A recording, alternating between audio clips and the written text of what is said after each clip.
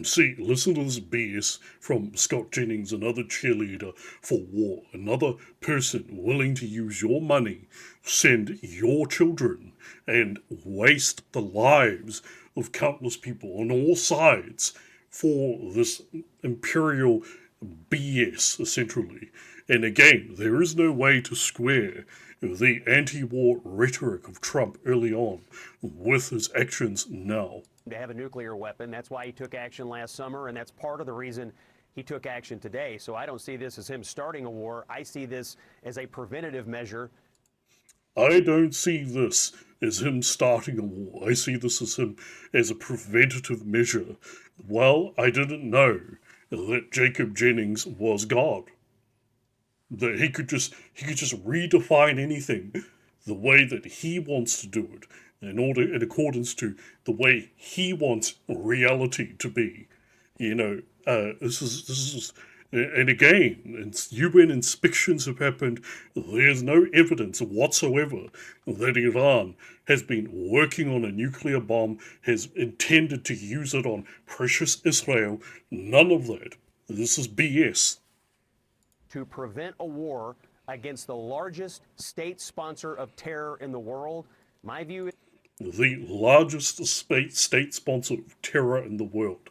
Again, never mind the decades of Gulf state funding, particularly from Saudi Arabia, who happen to be rivals with Iran, I might add. The two are locked in a regional conflict, a regional rivalry. No, never mind that. Iran is now the biggest state sponsor. Where was bin Laden from? Think about it. Where was he from? He was from Saudi Arabia. That is where he was from. this is a new day for the people of Iran. It's a new day for the Middle This is a new day for the people of Iran. As if he gives a rat's ass about the people of Iran. You know? Like come on. East, and it's a new day for the world because the most courageous commander-in-chief of my lifetime said, I'm not putting up with this. We've been banging our head against a wall for 47 years while these guys terrorize the world, and I'm not going to permit it any longer. So when I see these Iranian The most courageous commander in chief in his lifetime. Isn't that extraordinary? That the biggest clown the White House has ever had is now, according to Scott Jennings, not Jacob Jennings, sorry, not that I really give a damn about getting his name right, if I'm honest with you. He is akin to a scab on one's ass, if I'm honest with you. He is a cheerleader for this war that he, of course, is not going to fight in. He's not going to have any part in personally. He's not going to put his ass on the line because that's not what these guys do. These warhawks that want to act and look tough. No, they kill people. They fight wars vicariously through you. That is how they do it.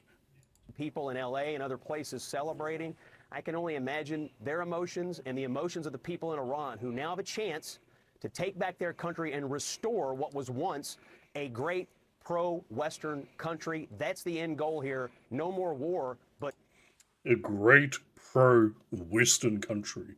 Isn't that an interesting statement? Pro-Western. Why do they need to be pro-Western? Why couldn't they just be neutral? Think about it. Why do they have to be pro-Western?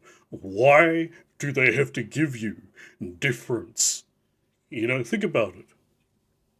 peace and a government and a culture in Iran that can actually participate with the rest of the world instead of terrorize it. That's what the president did. He ought to be commended for it. Over 47 years, hundreds of American troops have been killed by the Iranian regime and its proxies. And I talked to senior.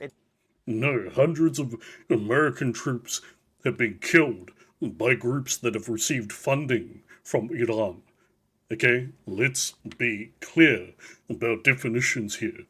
Okay, the Iranian regime has not killed any US personnel.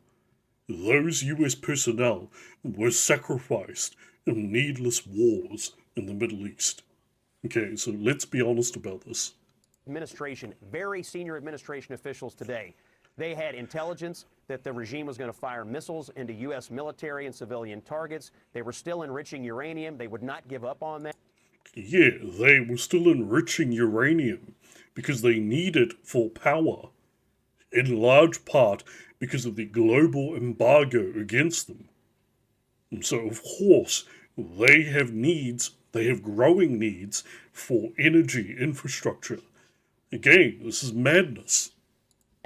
We had a lot of justification to do this. They tried diplomacy. Iran wouldn't do it. The president.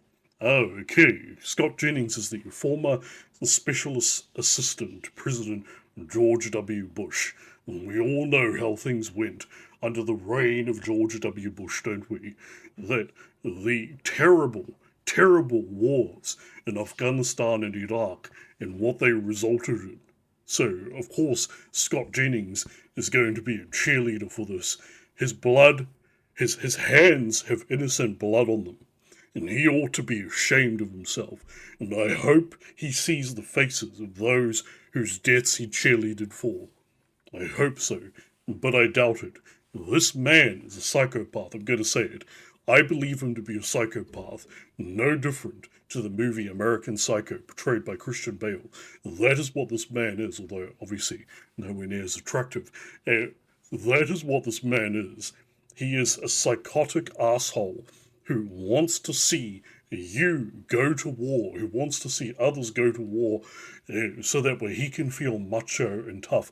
Feminists, for example, often talk about toxic masculinity while there is debate and so on and so forth, and I do tend to be skeptical of that, don't get me wrong. If there were such a thing, it would be in this form. That is, these war hawks who will never go themselves. They will never put their own ass on the line, but they're quite happy to send you. Acted to save